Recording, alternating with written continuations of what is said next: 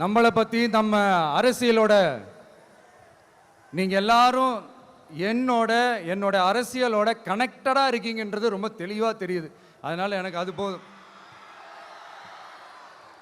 அதனால தான் எதிரிகள் யாருன்னு சொல்லிட்டு களத்துக்கு வந்திருக்கிறோம். அதனால் அவங்கள மட்டும்தான் எதிர்ப்போம்.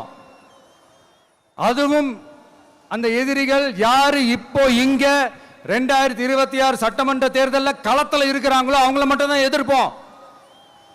சும்மா களத்திலே இல்லாதவங்களையும் களத்துக்கும் அவங்களுக்கும் சம்பந்தமே இல்லாதவங்களையும் எதிர்க்கிற ஐடியாலாம் இல்ல பாஸ். நீங்க கேட்கிறீங்கன்றதுக்காகலாம் எதிர்த்துட்டு இருக்க முடியாது பாஸ்.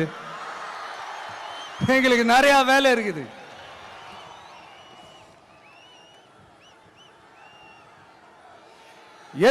எத்தனை பொய்யான வாக்குறுதிகள்.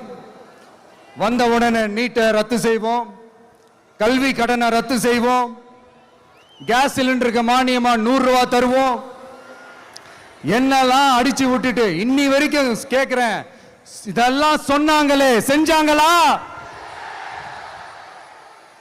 இவங்க எப்பவுமே இப்படிதான், சொல்றது ஒண்ணு செய்யறது ஒண்ணு. திமுகவும் பிரச்சனைகளும் ஃபெவிகால் போட்டு ஓட்டின ஃப்ரெண்ட்ஸ் மாதிரி ஒன்னிலிருந்து ஒன்னை பிரிக்கவே முடியாது.